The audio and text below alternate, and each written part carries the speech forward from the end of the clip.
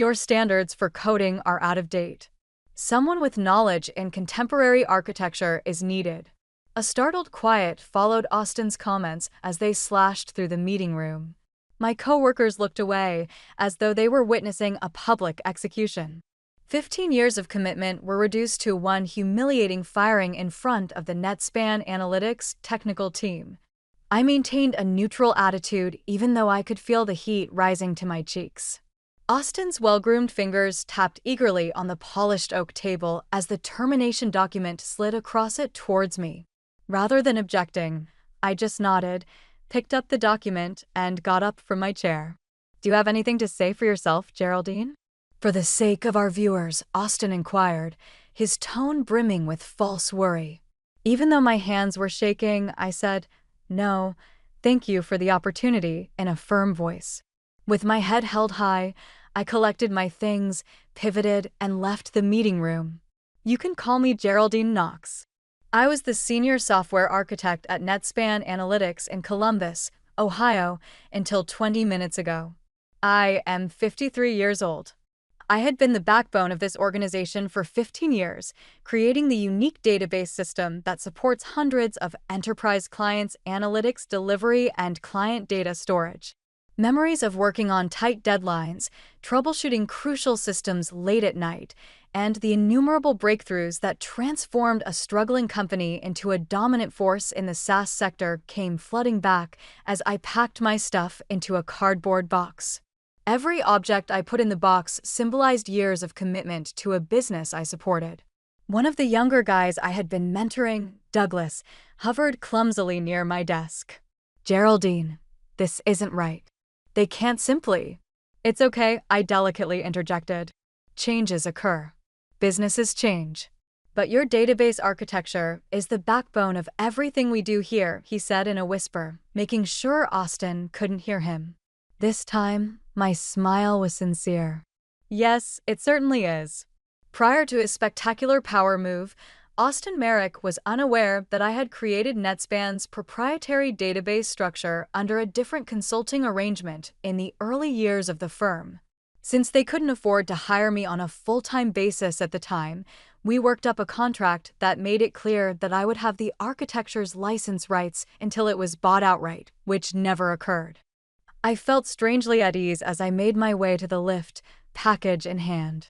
Austin was going to discover the consequences of removing the cornerstone without first confirming that it was load-bearing, after I had constructed NetSpan's foundation, brick by brick. I'd been with NetSpan Analytics since before it was even called NetSpan, back in 2008, when James Holloway approached me with his vision for a revolutionary data analytics platform. The company consisted of 3 people working out of a renovated garage. James had the business concept, but needed someone who could build a database architecture capable of handling massive datasets while delivering lightning-fast analytics. "We can't afford to hire you full-time yet," James had admitted during our first meeting. "But I know your work from Travant Corporation. You're exactly who we need." We drafted a consulting agreement that allowed me to develop the database architecture while maintaining my intellectual property rights. Paragraph 17, subsection C, specified that I retained full licensing rights to the underlying framework unless NetSpan purchased those rights explicitly, a provision James agreed to without hesitation, promising to revisit once they secured their series of funding. As NetSpan grew, that promise faded. Series of funding came and went, followed by Series B, then a successful IPO. James eventually moved on to become chairman of the board, leaving day-to-day operations to a succession of CEOs who knew nothing about my arrangement. The licensing agreement became buried in the company archives, forgotten by everyone except me. I never pressed the issue because I loved my job. I expanded and refined the database architecture over the years, turning it into a seamless system that handled everything from data ingestion to visualization. My work became so integrated into NetSpan's operations that few people understood how deeply my code was embedded in every aspect of the company's offerings. Then Austin Merrick arrived 6 months ago, bringing a wave of disruption with him. At 34, He was the youngest director of engineering in the company's history, recruited from a trendy Silicon Valley startup with promises of modernizing our legacy systems.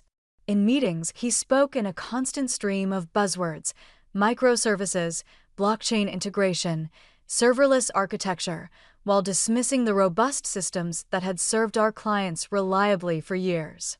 "We need to pivot toward a more agile framework," became his mantra, though he never specified what that meant.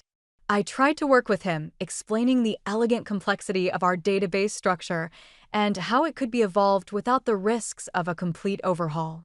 But Austin saw my caution as resistance, my experience as obstinance. In his eyes, I represented the old guard, a barrier to his vision of transformation. "The tech industry waits for no one, Geraldine," he told me during our last one-on-one meeting, barely looking up from his phone. "Either adapt or get out of the way." I never imagined he'd make the choice for me, but perhaps it was inevitable from the moment he walked through Netspan's doors. The house felt unusually quiet when I arrived home that afternoon. I placed my box of belongings on the kitchen counter and poured myself a glass of wine, then settled into my favorite armchair to process what had just happened. 15 years of my professional life had ended in less than 15 minutes. My phone buzzed repeatedly, messages from concerned colleagues expressing their shock and support. I appreciated their sentiment, but wasn't ready to respond. Instead, I opened my laptop and navigated to my personal cloud storage, where I kept copies of all my important documents. The consulting agreement from 2008 was right where I'd left it, alongside meticulous documentation of my intellectual property contributions over the years. I read through the contract again, confirming what I already knew. The licensing provisions were crystal clear, drafted by an attorney who specialized in technology intellectual property. According to Section 29, if my employment were terminated, the company would have 30 days to either purchase the full license or negotiate continued use of the architecture.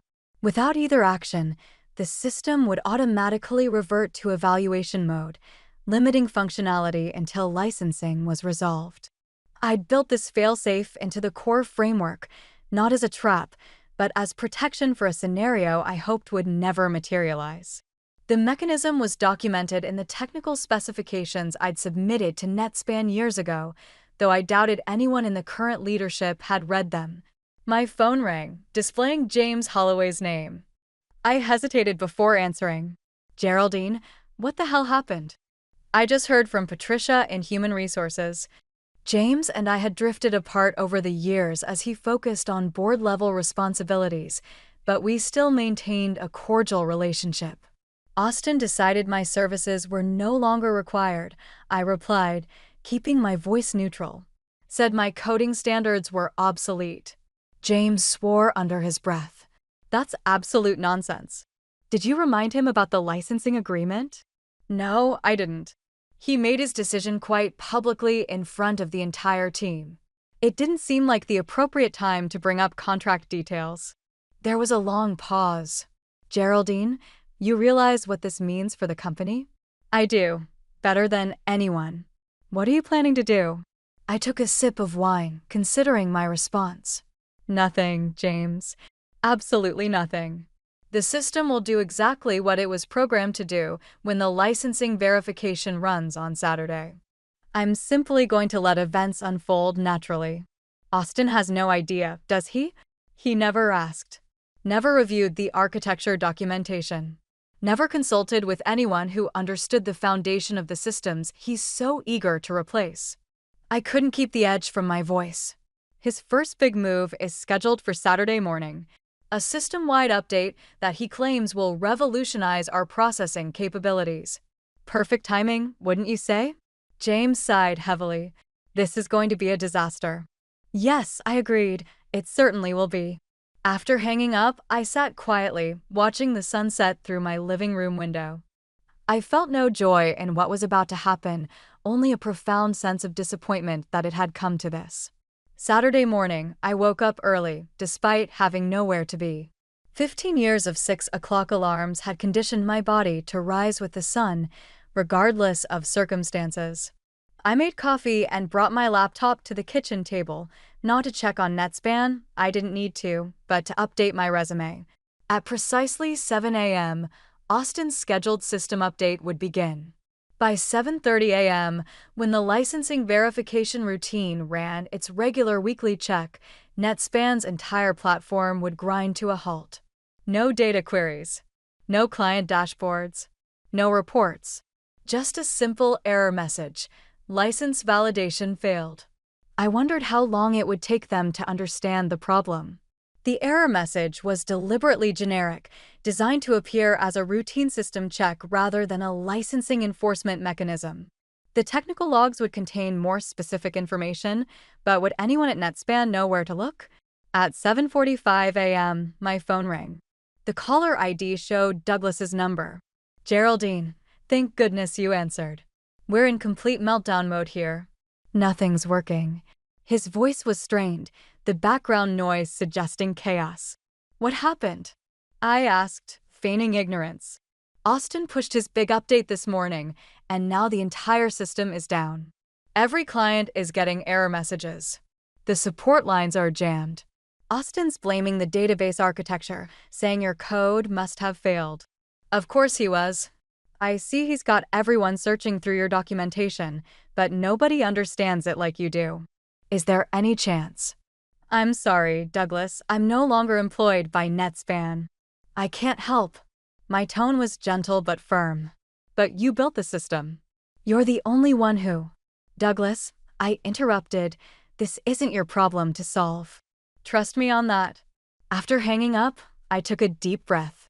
Part of me felt guilty about the junior developers, like Douglas, caught in the crossfire, but they would weather this storm. It wasn't about them. By 9 a.m., the calls were increasing in frequency and desperation. I let most go to voicemail, but answered when I saw James's number. "The board is convening an emergency meeting," he said without preamble. "Austin is trying to paint this as a catastrophic failure of your database architecture rather than a licensing issue." "Does he even understand it's a licensing issue?" I asked. "No, nobody's figured that out yet. They're still treating it as a technical failure." I nodded to myself. They will eventually. The error is logged clearly for anyone who knows where to look. "Geraldine, what do you want out of this? What's your endgame here?" I considered his question carefully. Recognition. Respect. Compensation for years of undervalued work. And yes, a formal apology for how I was dismissed. "Put together your terms. I'll make sure they're presented to the board by noon." My email inbox contained frantic messages from nearly every executive at NetSpan, including Austin himself. His message was particularly telling. "Whatever you did to sabotage our systems, we will hold you legally responsible." This kind of vindictive action is exactly why we needed to move beyond your outdated approaches. I didn't bother responding. Instead, I contacted Patricia Winters, a technology attorney I'd consulted years ago when drafting the original agreement. Within an hour, she had reviewed the contract and confirmed what I already knew: I was on solid legal ground. "They don't have a leg to stand on," Patricia assured me. "Your licensing rights are explicitly protected, and the termination clause is crystal clear. If anything, they're the ones in potential legal jeopardy for using your intellectual property without proper licensing after your termination." By 2 p.m., the CTO finally called. His voice was a mixture of realization and resignation. "It's a licensing issue, isn't it?" "Yes, Thomas, it always was." The emergency board meeting lasted until well after midnight. I knew this because James texted me updates throughout the evening, his messages growing increasingly terse as the hours wore on. Austin still denying responsibility. Legal counsel confirming the validity of your contract. CFO calculating potential losses, 7 figures per day. Austin suggesting legal action against you. Legal shot that down immediately. The final text came at 12:43 a.m. "Board wants your terms tomorrow. Prepare accordingly." I spent Sunday morning with Patricia, drafting a comprehensive proposal. We were careful not to appear vindictive or opportunistic. This wasn't about extortion, but fair compensation for my intellectual property and professional dignity. The terms were straightforward. Back payment of $750,000 for unlicensed use of my database architecture since termination. A 2-year consulting retainer at $200,000 annually to ensure smooth transition and knowledge transfer. Full ownership of my intellectual property to be formally acknowledged. A public apology from the board for my improper dismissal. This is entirely reasonable, Patricia assured me, reviewing the document. If anything, you're undervaluing your contribution. At 2 p.m., my doorbell rang. I was surprised to find Thomas Lane, Netspan's CTO, standing on my porch with an uncomfortable expression. The board sent me as their representative, he explained as I invited him in. They felt I might be more welcome than others. We sat in my living room, the tension palpable. Thomas had been with Netspan almost as long as I had, though we'd never been particularly close. He had always been more focused on hardware infrastructure, while I handled the database architecture. I want to apologize personally, he began, his discomfort evident. I should have stepped in when Austin started pushing for your termination. I knew the value of your work, but I didn't fight hard enough to protect it or you. I appreciated his candor, but remained guarded. Thank you for that, Thomas, but I assume you're here for more than just an apology. He nodded, reaching into his briefcase to retrieve a folder. The board has reviewed your terms, and they're prepared to accept them with one modification. He slid a document across the coffee table. They're offering $1.2 million for the back payment instead of $750,000, acknowledging that your initial figure was actually quite conservative given the potential damages. I raised an eyebrow, surprised by the increased offer. And the other terms? Accepted as presented, including the public apology. They'd like to issue it tomorrow morning if possible. I took the document, scanning the terms carefully. Why the rush? Thomas shifted uncomfortably. Every minute our systems remain down costs us approximately $40,000 in lost revenue and potential client damages. We've already lost several major accounts, with more threatening to leave if service isn't restored by morning. And Austin? Thomas's expression darkened. The board has asked for his resignation effective immediately. His decisions created this crisis, and his attempts to blame you afterward only compounded it. James was particularly vocal about holding him accountable. I nodded, feeling a complex mixture of satisfaction and regret. I had never wanted anyone to lose their job. I just wanted proper recognition for my own contributions. What happens now? I asked. If you sign this agreement, I have instructions to immediately implement the licensing key you provide. We can have systems back online within the hour. I studied Thomas's face, noting the dark circles under his eyes and the tension in his shoulders. The entire technical team had likely been working around the clock since Saturday morning. You haven't slept, have you? He offered a weary smile. None of us have. We've been trying every conceivable workaround, but your architecture is remarkably secure. For the first time since my termination, I felt a genuine sense of pride. It was designed that way. Monday morning, I walked into Netspan headquarters, not as a disgraced former employee, but as a valued consultant. The atmosphere was noticeably different. Faces that had avoided eye contact during my humiliating exit now nodded respectfully as I passed. Word travels fast in tech companies, and everyone knew what had happened over the weekend. The systems had been restored Sunday evening after I provided the necessary licensing validation codes. The board's formal apology had been distributed company-wide at 8 a.m., acknowledging my invaluable contributions to Netspan's core technology and expressing sincere regret for the manner of Ms. Knox's departure. It was carefully worded to avoid admitting legal wrongdoing while still giving me the recognition I deserved. I was escorted to the executive conference room where the board members were assembled for a special meeting. James greeted me with a firm handshake, guiding me to a seat that had been positioned at the head of the table, a symbolic gesture that wasn't lost on me. Gentlemen, ladies, James began. addressing the board. I believe most of you have met Geraldine Knox, the architect of our core database framework, and now our most critical consultant. She has graciously agreed to help us transition to a sustainable knowledge management system over the next 2 years. Several board members nodded, though a few couldn't quite meet my eyes. I recognized them as the ones who had most enthusiastically supported Austin's modernization initiatives without understanding what they were dismantling. Before we discuss next steps, James continued, I want to express personally, on behalf of the entire board, our profound apology for what transpired. We failed in our oversight responsibilities and allowed a valuable team member to be mistreated.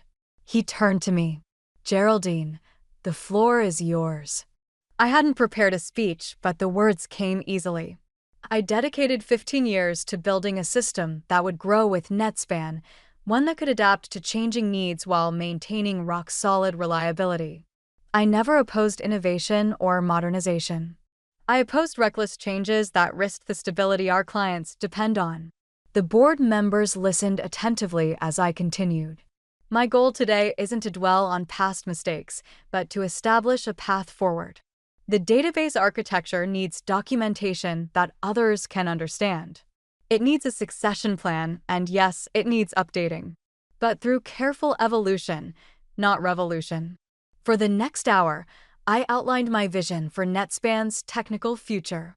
I explained how the existing architecture could be enhanced without being replaced, how younger developers could be trained to maintain and extend it, and how we could incorporate new technologies without abandoning what worked.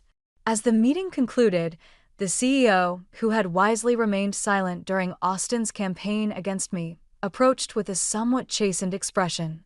We've learned a painful lesson about valuing institutional knowledge, he admitted. Sometimes the person who's been here the longest isn't an obstacle to progress. They're essential to it. I nodded, appreciating his candor. Experience and innovation aren't mutually exclusive. The best systems combine both. Later that afternoon, I ran into Douglas in the break room. His face lit up when he saw me. You're back. I heard you were consulting, but I'm back, in a manner of speaking, I confirmed with a smile. I'll be around to help with the transition. He lowered his voice. Everyone's talking about what happened. Austin really had no idea about the licensing agreement. He never bothered to ask, never took the time to understand the foundation before trying to replace it. Douglas shook his head in disbelief. That's wow. I can't imagine being that arrogant. It happens more often than you'd think, I replied. The tech industry sometimes values novelty over substance. New isn't always better. Sometimes it's just new. As I walked back toward my temporary office, I reflected on the events that had brought me here. I hadn't sought revenge so much as recognition. Sometimes the quietest coding contains the most powerful safeguards. 6 months into my consulting agreement, NetSpan was thriving again. Client confidence had been restored, and the technical team was stronger than ever, with a renewed appreciation for documentation and knowledge sharing. Austin's replacement, Vanessa Wright, was a pragmatic leader who valued both innovation and stability, a refreshing change from her predecessor's reckless approach. I had established a comprehensive training program for the younger developers, ensuring that my knowledge wouldn't remain siloed. Douglas had shown particular aptitude for understanding the database architecture and was emerging as a natural successor to maintain it after my consulting period ended. The board had maintained a respectful distance, allowing me to work without interference while making it clear that my expertise was valued. James occasionally checked in, our old friendship gradually rekindling as we collaborated on long-term strategic planning. On a Wednesday afternoon, I received an unexpected visitor to my office, Patricia from Human Resources, the same woman who had processed my termination papers 6 months earlier. I brought you something, she said, placing a manila envelope on my desk. It just came through from legal. Inside was a formal document acknowledging my intellectual property rights to the database architecture, now officially licensed to NetSpan under the terms we had negotiated. It was signed by every board member and included a personal note from the CEO. With our deepest appreciation for your contributions and our sincere apologies for failing to recognize them sooner. It was more than just a legal document. It was validation of 15 years of work, of countless late nights and weekends sacrificed to build something lasting. As I rubbed my fingertips across the embossed business seal, I thought back to the early days of Netspan, when the firm consisted of only 3 individuals with a big goal and a garage. Thank you, Patricia. Your code standards are outdated. We need someone who knows about modern architecture. Austin's remarks sliced through the meeting room, followed by a stunned silence. My colleagues turned their heads away, as if they were seeing a public execution. One embarrassing dismissal in front of the Netspan Analytics technical staff equated to 15 years of dedication. Even though I could feel the heat rising to my cheeks, I kept a neutral demeanor. The termination document slid across the polished wood table towards me, and Austin's well-manicured fingers tapped anxiously. Instead of protesting, I simply nodded, grabbed the paper, and stood up. "Do you have anything to say for yourself, Geraldine?" Austin asked, his voice full of false concern for the sake of our audience. "No, thank you for the opportunity," I responded firmly, despite my trembling hands. Head held high, I gathered my belongings, turned, and walked out of the conference room. My name is Geraldine Knox. Up until 20 minutes ago, I was the senior software architect for Columbus, Ohio's Netspan Analytics. My age is 53. For 15 years, I served as the foundation of this company, developing the special database system that facilitates the preservation of client data and the supply of analytics to hundreds of business clients. As I packed my belongings into a cardboard box, memories of working under pressure, debugging important systems late at night, and the countless innovations that turned a failing business into a dominant force in the SaaS industry came flooding back. Each item I placed in the box represented years of dedication to a company I backed. Douglas, a young man I had been mentoring, awkwardly hovered close to my desk. "This isn't right, Geraldine. They can't just..." "It's okay," I interrupted tactfully. "Things change. Although businesses evolve," he whispered, "but your database architecture is the backbone of everything we do here, so Austin wouldn't hear." My smile was genuine this time. "Yes, it certainly is." Austin Merrick didn't know that I had developed Netspan's proprietary database structure under a separate consultancy agreement in the early years of the company until his stunning power maneuver. We negotiated a deal that said that I would retain the architecture's license rights until it was purchased entirely, which never happened because they couldn't afford to engage me on a full-time basis at the time. As I walked to the lift, parcel in hand, I felt oddly relaxed. After I had built Netspan's foundation, brick by brick, Austin was going to learn the repercussions of removing the cornerstone without first making sure it was load-bearing.